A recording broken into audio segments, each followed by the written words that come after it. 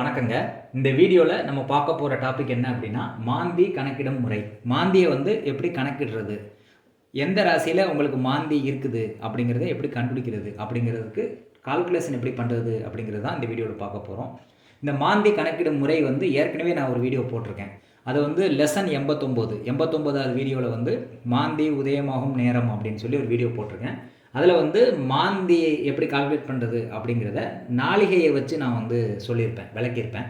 இந்த வீடியோவில் டிகிரியை வச்சு மாந்தி எப்படி கால்குலேட் பண்ணுறது அப்படிங்கிறத விளக்க போகிறேன். ரெண்டுமே ஒன்று தான். அது நாளிகையை வச்சு கால்குலேட் பண்ணுறது, இது டிகிரியை வச்சு கால்குலேட் பண்ணுறது. இந்த ரெண்டு வீடியோவும் பாருங்கள். உங்களுக்கு எது ஈஸியாக இருக்குதோ அதை நீங்கள் ஃபாலோ பண்ணிக்கோங்க. ரெண்டுமே ஒரே ரிசல்ட் தான் கொடுக்க போகுது. ரெண்டு முறையும் நான் சொல்லியிருக்கேன். யாருமே மாந்தி கால்குலேட் பண்ணுற முறையை வீடியோ போடல. நான் நாளிகையில் எப்படி மாந்தி கால்குலேட் பண்ணுறது, டிகிரி வைஸ் எப்படி மாந்தி கால்குலேட் பண்ணுறதுன்னு சொல்லி ரெண்டு விதமாக நான் உங்களுக்கு புரிய வச்சுருக்கேன். அதனால் லெசன் 89 நீங்கள் பாருங்கள். அது புரியல அப்படின்னா இதை கூட நீங்கள் ஃபாலோ பண்ணிக்கலாம். உங்களுக்கு எது எளிமையாக இருக்கோ அதை ஃபாலோ பண்ணிக்கோங்க. இப்போ 7 கிழமைகளை வரிசைப்படுத்திருக்கேன். ஞாயிறு, திங்கள், செவ்வாய், புதன், வியாழன், வெள்ளி, சனின்னு சொல்லி வரிசைப்படுத்திருக்கேன். மாந்தியினுடைய பகல் பொழுது, இரவு பொழுது தெரியணும். அதனால் ரெண்டாக பிரிச்சிருக்கோம். பகல் நேரத்தில் மாந்தி எத்தனாவது டிகிரியில் இருக்குது, இரவு நேரத்தில் மாந்தி எத்தனாவது டிகிரியில் இருக்குது அப்படின்னு கண்டுபிடிக்கிறது தான் இந்த கால்குலேஷன். ஓகே, இது எப்படி கால்குலேட் பண்ணணும் அப்படின்னா, ஒரு நாளைக்கு 24 மணி நேரங்கிறதுனால பகல் 12 மணி நேரம், இரவு 12 மணி நேரம் அப்படிங்கிறது உங்களுக்கு தெரியும். அதனால் 12 அப்படின்னு சொல்லி சனிக்கிழமையிலேருந்து ஸ்டார்ட் பண்ணுறோம். சனிக்கிழமை 12 மணி நேரத்துலேருந்து நம்ம ஸ்டார்ட் பண்ணுறோம். இது டிகிரி, அதாவது 12ங்கிறது 12 டிகிரி. இதை உங்களுக்கு புரிகிறதுக்காக நான் 12 மணி நேரம் அப்படின்னு சொல்லி சொல்கிறேன். ஒரு நாளைக்கு 24 மணி நேரம், அதில் பாதி 12 மணி நேரம். அதனால் 12 டிகிரியிலேருந்து மாந்தியினுடைய கால்குலேஷன் ஸ்டார்ட் ஆகுது சனிக்கிழமை. இப்போ ஒரு நாளைக்கு 24 மணி நேரங்கிறதுனால இது அடுத்த நாள் போகும்போது அதோட 24 கூட்டிக்கோங்க. அப்போ 36. 36லேருந்து 24 கூட்டினா 60. 60லேருந்து 24 கூட்டினா 84. 84லேருந்து 24 கூட்டினா 108. 108லேருந்து 24 கூட்டினா 132. இதுலேருந்து 24 கூட்டினா 156. அப்போ ஒரு நாளைக்கு உரிய பகல் பொழுதுனுடைய மாந்தியினுடைய பாகை உங்களுக்கு தெரிஞ்சிருக்கும்னு நான் நம்புகிறேன். 12லேருந்து 24 கூட்டிகிட்டு போனீங்கன்னா அந்த காலை பொழுதினுடைய கால்குலேஷன் கிடச்சிரும். எந்த டிகிரியில் மாந்தி இருக்குது அப்படிங்கிறது, எந்த நாளைக்குரிய மாந்தி அப்படிங்கிறது உங்களுக்கு தெரிஞ்சிடும். அடுத்து இரவு நேரத்துக்கும் அதே மாதிரி கால்குலேட் பண்ணணும். மாந்தியினுடைய டிகிரி எப்படி கால்குலேட் பண்ணுறது? இப்போ இதில் 12லேருந்து ஸ்டார்ட் பண்ணியிருக்கோம். சனிக்கிழமை 12 டிகிரிலேருந்து ஸ்டார்ட் பண்ணியிருக்கோம். இதுவே இரவு நேரத்துக்கு பார்த்தீங்க அப்படின்னா ஒரு ராசி சக்கரம் அப்படிங்கிறது 360 டிகிரி. அதில் காலை பொழுது 0 to 180 டிகிரி, இரவு பொழுது 180 to 360 டிகிரி. அப்போ பகல் பொழுது, இரவு பொழுது ரெண்டாக பிரிக்கிறோமா?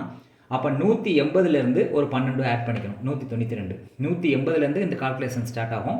இது இரவு பொழுதுங்கிறதுனால அதோட ஒரு 12 ஆட் பண்ணிக்கிறோம். அப்போ 192. இந்த 192 டிகிரி எங்கேருந்து ஸ்டார்ட் ஆகும் அப்படின்னா செவ்வாய்க்கிழமை ஸ்டார்ட் ஆகும். 192 டிகிரி. பகல் பொழுது சனிக்கிழமையிலேருந்து ஸ்டார்ட் ஆகும். இந்த ரெண்டை மட்டும் நீங்கள் ஞாபகம் வச்சுக்கிட்டா போதும். சனிக்கிழமை 12 டிகிரியில் ஸ்டார்ட் ஆகும் பகல் பொழுது. செவ்வாய்க்கிழமை 192 டிகிரிலேருந்து ஸ்டார்ட் ஆகும் இரவு பொழுது. 192 ஏன் வருதுன்னா ராசி மண்டலம் 360 டிகிரி, அதில் பாதி 180 டிகிரி. அப்போ இரவு பொழுது அப்படிங்கிறதுனால 12 ஆட் பண்ணிக்கிறோம். 180 + 12ங்கிறதுனால 192. இதுலேருந்து ஒரு 24 ஆட் பண்ணுறோம், 216. 216லேருந்து 24 ஆட் பண்ணுறோம், 240. 240லேருந்து 24 ஆட் பண்ணுறோம், 264. இதுலேருந்து 24 ஆட் பண்ணுறோம், 288. இதுலேருந்து 24 மணி நேரம் கூட்டினா 312. இதுலேருந்து 24 கூட்டினா 336. அப்போ இரவு பொழுதுக்குரிய மாந்தியினுடைய பாகை அளவு தெரிஞ்சிருச்சு. பகல் பொழுதுனுடைய மாந்தியினுடைய டிகிரி உங்களுக்கு தெரிஞ்சிருக்கும்னு நான் நம்புகிறேன்.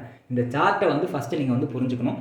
இதுக்கு 2 விஷயங்கள் ஞாபகம் வச்சுக்கிட்டா போதும். சனிக்கிழமை 12 டிகிரி, செவ்வாய்க்கிழமை 192 டிகிரி நீங்கள் ஞாபகம் வச்சுக்கிட்டா போதும். இதை வச்சு நீங்கள் ஒவ்வொரு நாளுக்கும் 24 கூட்டிகிட்டே போய் இந்த டிகிரியை ஃபில் பண்ணால் போதும்.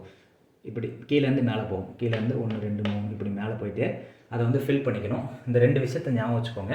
அப்போ இந்த சார்ட் உங்களுக்கு கிடச்சிருச்சு.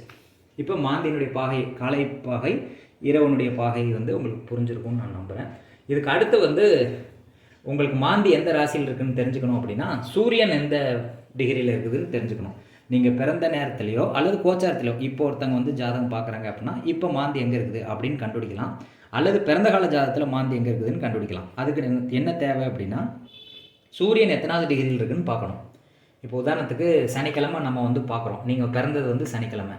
சனிக்கிழமை சூரியனுடைய டிகிரி எங்கே இருக்குதுன்னு பார்க்கணும். 150 டிகிரியில் சூரியன் இருக்குதுன்னு வச்சுக்கோங்களேன். 150னா அதாவது சிம்ம ராசி முடியும் போது தான் 150. ஒரு ராசி 30 டிகிரி. அப்போ 5 ராசி அப்படிங்கும்போது 150 டிகிரி முடியும். அப்போ சூரியன் எங்கே இருக்குது அப்படின்னா உத்திரம் 1ஆம் பாதத்தில் இருக்குது. உத்திரம் 1னா 150 டிகிரி. புரியுதா உங்களுக்கு? அப்போ சிம்மராசி உத்தர நட்சத்திரத்தில் சூரியன் ஓடுது அப்படின்னா 150 டிகிரியில் சூரியன் இருக்குது அப்படின்னு நம்ம எடுத்துக்கலாம். ஓகே, அடுத்து மாந்தியினுடைய பாகை. சனிக்கிழமைக்கு மாந்தியினுடைய பாகை என்ன? சனிக்கிழமைக்கு மாந்தியினுடைய பாகை பகல் பொழுதுக்கு வந்து 12 டிகிரி. இந்த சூரியனுடைய டிகிரியோட இந்த மாந்தியினுடைய டிகிரியை வந்து கூட்டுறோம். சனிக்கிழமைக்குரிய சூரியன் டிகிரியும் மாந்தி டிகிரியும் கூட்டுறோம். அப்போ மொத்தம் வந்து 162 டிகிரி வருது. 162 டிகிரி எந்த நட்சத்திரத்தில் விழுகுதோ அதுதான் பகல் பொழுதுனுடைய மாந்தி நட்சத்திரம் அந்த சனிக்கிழமைக்கு. புரியுதா உங்களுக்கு? நீங்கள் பிறந்த கால ஜாதகத்தில் சனிக்கிழமை நீங்கள் பிறந்திருக்கீங்க அப்படின்னா அன்னைக்கு வந்து சூரியன் எந்த டிகிரியில் இருக்குது, எந்த நட்சத்திரத்தில் இருக்குன்னு பாருங்கள், அந்த டிகிரி எழுதிக்கோங்க. சனிக்கிழமைக்குரிய மாந்தி டிகிரி வந்து 12 டிகிரி, அதையும் போட்டு கூட்டுறோம். 162 டிகிரி வருது. 162 டிகிரி எங்கே விழுகுது? கன்னிராசியில் விழுகுது. 150 டிகிரி வந்து சிம்மம் முடியுது. அதுக்கப்புறம் வந்து 12வது டிகிரியில் என்ன இருக்குது? ஹஸ்த நட்சத்திரம் 1ஆம் பாதம். உத்திரம் 2, உத்திரம் 3, உத்திரம் 4ங்கிறது 10 டிகிரி காலி ஆயிரும். அப்போ 12வது டிகிரியில் வந்து ஹஸ்தம் நட்சத்திரம் 1ஆம் பாதம் வந்து விழுகுது. கன்னிராசி ஹஸ்த நட்சத்திரம் 1ஆம் பாதத்தில் மாந்தி பகல் பொழுதுல இருக்குது அப்படின்னு சொல்லி நீங்கள் தெரிஞ்சுக்கலாம். இரவு நேரத்தில் மாந்தி எந்த ராசியில் இருக்குது, எந்த நட்சத்திரத்தில் இருக்குதுன்னு கண்டுபிடிக்கணும் அப்படின்னா ஃபஸ்ட்டு வந்து எந்த கிழமைன்னு பார்க்கணும். சனிக்கிழமைனா சனிக்கிழமை. அதில் சூரியன் நிற்கக்கூடிய டிகிரி வந்து 150 டிகிரி, அதாவது உத்திரம் 1ஆம் பாதத்தில் சூரியன் இருக்குதுன்னு வச்சுக்கோங்க. ஓகே, அடுத்து மாந்தியினுடைய டிகிரி பார்த்தீங்க அப்படின்னா சனிக்கிழமை மாந்தியினுடைய டிகிரி வந்து இரவு பொழுதுக்கு வந்து 264.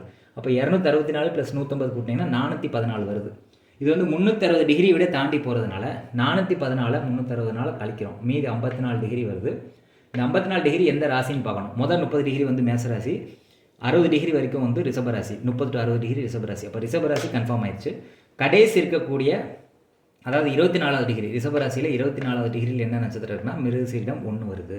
அப்போ ரிஷபராசி மிருகசீரிடம் 1வது நட்சத்திரத்தில் வந்து மாந்தி ட்ராவல் ஆகிட்டுருக்கு அப்படின்னு சொல்லி நீங்கள் கண்டுபிடிக்கணும். இது பிறந்த கால ஜாதகத்துலையும் கண்டுபிடிக்கலாம், கோச்சாரத்துலையும் கண்டுபிடிக்கலாம். காலை நேரத்துக்கா இரவு நேரத்துக்கா அப்படின்னு சொல்லி உங்களுக்கு தெரியணும். இப்போ ஒரு ரீகேப் பார்ப்போம். டோட்டலாக 7 கிழமைக்கு வந்து நம்ம எழுதிக்கிறோம்.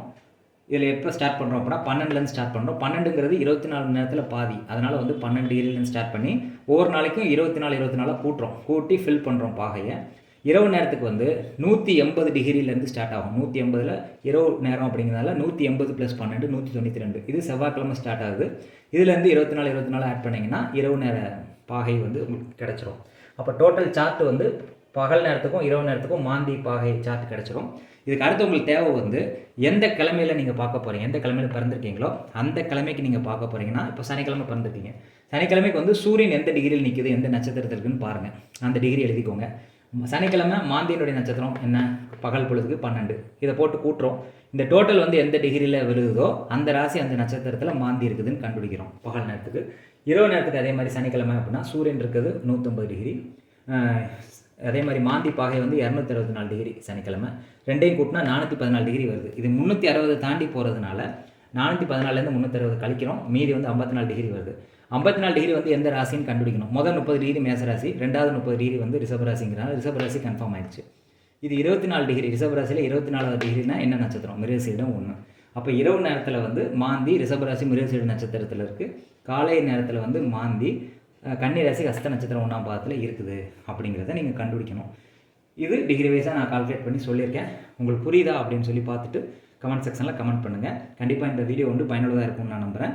இன்னொரு வீடியோவும் நான் போட்டிருக்கேன், லெசன் 89. அதையும் நீங்கள் பார்த்தீங்கன்னா நாளிகையை வச்சு எப்படி மாந்தி கால்குலேட் பண்ணுறதுன்னு சொல்லியிருப்பேன். அது இதை விட கொஞ்சம் கஷ்டமாக இருக்கும்னு நினைக்கிறேன். இது வந்து கொஞ்சம் ஈஸியானது. எது உங்களுக்கு பிடிக்குதோ அந்த மெத்தட் நீங்கள் ஃபாலோ பண்ணிக்கோங்க. நன்றி, வணக்கம்.